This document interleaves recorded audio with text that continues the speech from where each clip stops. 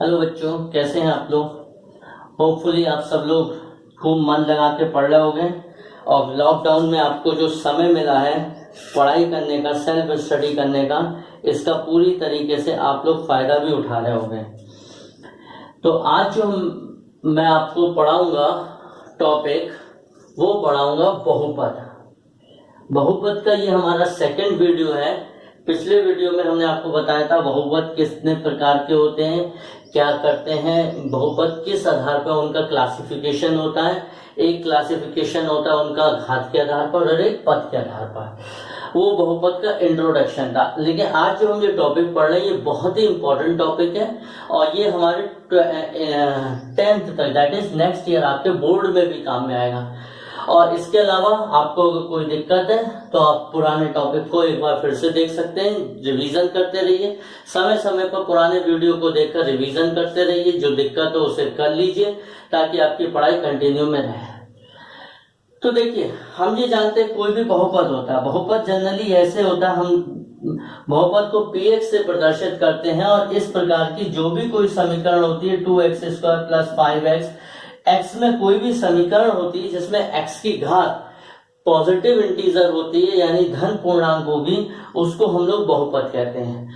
अब हम ये कहते हैं कि अगर हमें किसी बहुपद का मान निकालना होगा, मान लीजिए हमें बहुपद का मान कहां पर निकालना है, x बराबर a पर निकालना है। a कोई भी राशि हो सकती है, 1 2 3 -1 +1 कुछ भी हो सकती है। तो हम उसमें क्या काम करते हैं, x के स्थान पर a रख देते हैं। अभी हम क्वेश्चन करेंगे तो आपको समझ में आएगा। अब x के स्थान पर a रखने पर जो आंसर मिलता है वो x बराबर a का मान होता है। लेकिन एक विशेष कंडीशन है। विशेष कंडीशन ये है, मान लीजिए आपने x की जगह पर a रखा और जो आंसर आया वो कितना आ गया, 0 आ गया, 0 आ गया। तो जो नंबर है यानी x बराबर a, वो उस बहुपद का शून्यक या मूल कहलाएगा। आप मेरे 10th के वीडियो देखिएगा, उसमें भी आप देखिएगा ये वर्ड यूज हुआ है, शून्यक। यानी ये एक ऐसा टॉपिक है जो आपको 10th में भी काम में आएगा, इसलिए इसको आपको बहुत ही ध्यान से पढ़ना है। अब ये चीज आ गई समझ में। बहुपद का मान कैसे निकालते हैं, हम x की जगह a रख देते हैं। अगर शून्यक आता है, 0 आ जाता है, तो हम ये कहेंगे वो नंबर बहुपद का शून्यक है। अब दूसरा, ये तो था पहला पॉइंट। दूसरा पॉइंट क्या है, ये पहले पॉइंट में हमें नंबर था, बताना था शून्यक है या नहीं है। अब हमें ये दे रखा है कि शून्यक याद करो बहुपद का।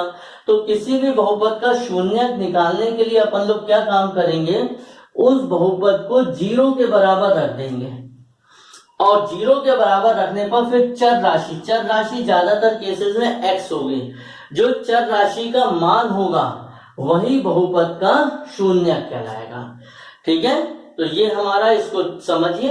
अब हम इस पे आधारित कुछ प्रश्नों को करेंगे। देखो बच्चों, तो बहुपद के मान पर आधारित हम ये पहला प्रश्न आपके सामने रख रहे हैं। पहला प्रश्न ये है, हमें जांच करके ये बताना है कि x - 3 क्या इस बहुपद का गुणनखंड है। तो हम सबसे पहले x - 3 को 0 के बराबर रख देंगे।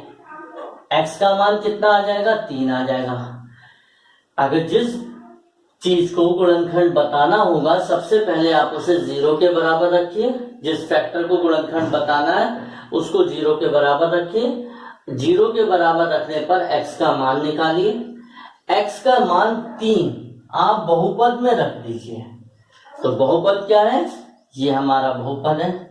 हमने x की जगह 3 इसमें रख दिया, तो x की जगह 3, जहां जहां पर x चमक रहा है वहां पे हमने 3 चमका दिया।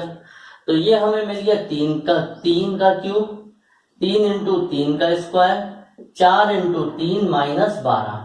3 का क्यूब, 3 × 9 = 27, 3 × 3 का स्क्वायर, 3 3 × 9 = 27 हो गया, 4 × 12 और 12 कैंसिल हो गए सारे नंबर। तो P3 का मान कितना आ गया बेटा, 0 आ गया। अगर वैल्यू रखने पर 0 आएगा तो दिया हुआ जो पद होगा वो हमारे बहुपद का गुणनखंड होगा।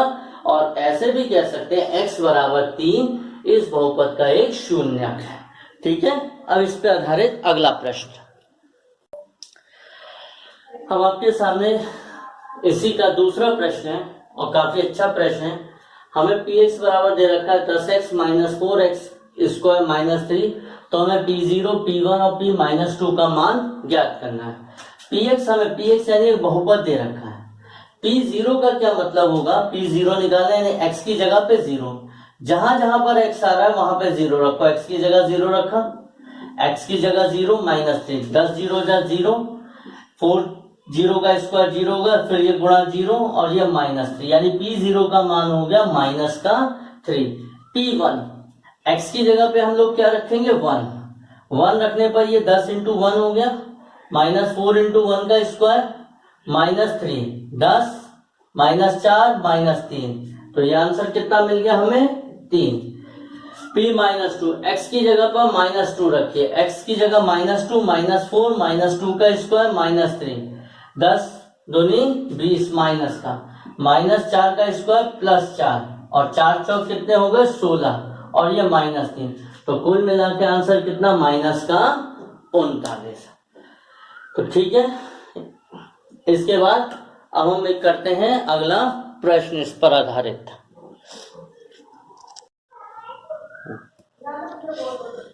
बच्चों आपके सामने है ये दूसरा क्वेश्चन, नया क्वेश्चन जो हम लोग बहुपद का ही कर रहे हैं। इस क्वेश्चन में आपको हम बताएंगे कि शून्य कैसे निकालते हैं। प्रश्न है px बराबर x माइनस 2 का whole square minus x plus 2 का होल स्क्वायर के शून्य ज्ञात करो। आपको बता रखा है कि शून्य ज्ञात करने के लिए हम px का मान 0 के बराबर रखते हैं। px की वैल्यू है x माइनस 2 का होल स्क्वायर, ये x प्लस 2 का होल स्क्वायर। यहाँ पर हम लोगों ने दो फॉर्मूलों को यूज करा है, a माइनस बी का whole square, A square plus B square minus का 2ab, और दूसरा फॉर्मूला यूज करा है a प्लस बी का whole square, A square plus B square plus का 2ab।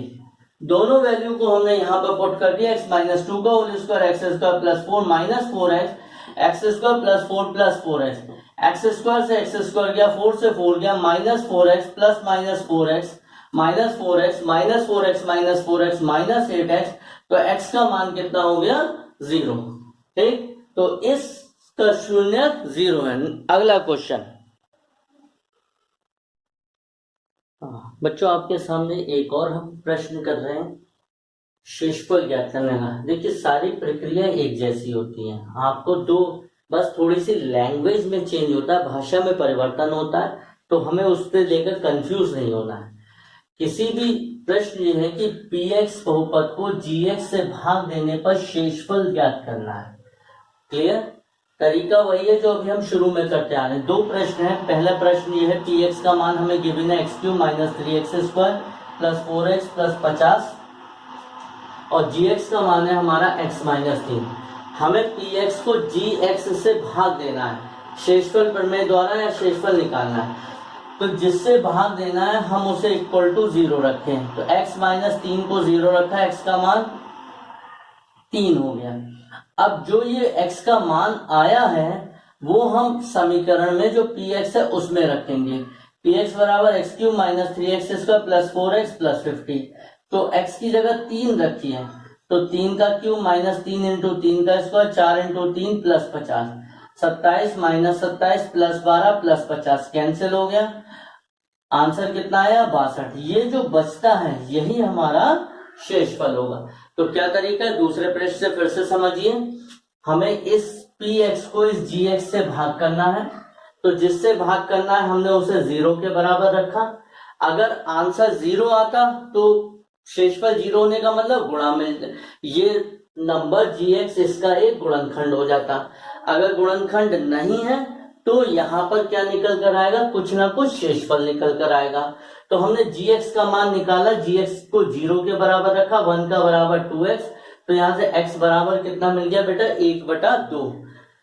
अब हमने ये px का है, हमें वैल्यू निकालनी है, तो px लिखा, x का जो हमने यहाँ से मान 1/2 लगाया, यहाँ पुट करा, 1/2 की घात 3, 1/2 का स्क्वायर 1/2 माइनस 3, 1/2 की घात 3 1/8 हो गया, 4 दूनी 8, 1/2 का स्क्वायर 1/4 हुआ, 4 3 12, 14 गुणा 1/2 7 माइनस 3, 2 हमने एलसीएम लिया, सिंप्लीफाई करा, 1 3 दूनी 6, 2 7 14, 2 3 6, 14 और 1 15 प्लस के, और 6 और 6 12 माइनस के।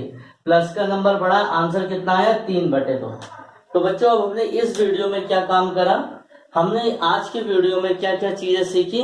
हमने बहुपद का मान निकालना सीखा। किसी दिए हुए मान पर अगर हमें कोई एक बहुपद दे रखा है और हमसे पूछा जाए x बराबर 0, x बराबर 3 पर मान निकालिए, तो उसका तरीका क्या रहेगा। उसका तरीका ये रहेगा बच्चों कि आप x की जगह बहुपद में उस मान को रख देंगे।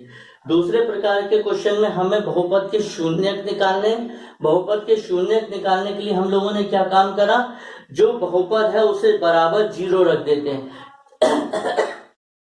0 रखने पर जो x के मान आते हैं वही हमारे बहुपद के शून्यक कहलाते हैं।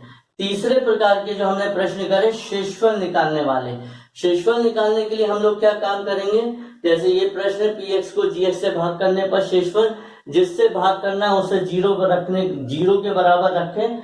x की हमने वैल्यू निकाली, x की वैल्यू यहाँ पर हमने पुट कर दी, जो भी आंसर मिला वही हमारा शेषफल होगा। यहाँ से हमने x की वैल्यू निकाली, x की वैल्यू हमने यहाँ पर पुट करी, जो भी हमें आंसर निकलेगा वही हमारा शेषफल होगा। अगर किसी प्रश्न में ये कहा जाता है सिद्ध करो ये इसका एक गुणनखंड है, तो यहाँ से जो x की वैल्यू निकालकर इसमें रखेंगे तो शेषफल हमारा 0 आएगा। तो इस वीडियो को करिएगा, इस पे आधारित प्रश्न अपनी पाठ्य पुस्तक से करिएगा। जो दिक्कत हो, जो समस्या हो, कमेंट बॉक्स में लिख के भेजिएगा। अगर कोई से वीडियो को समझने में दिक्कत आती है, अगर कोई समझने में दिक्कत आए, इस वीडियो को 1-2 बार देखिए, साथ साथ काम करिए और मेहनत करिए। ठीक है बच्चों।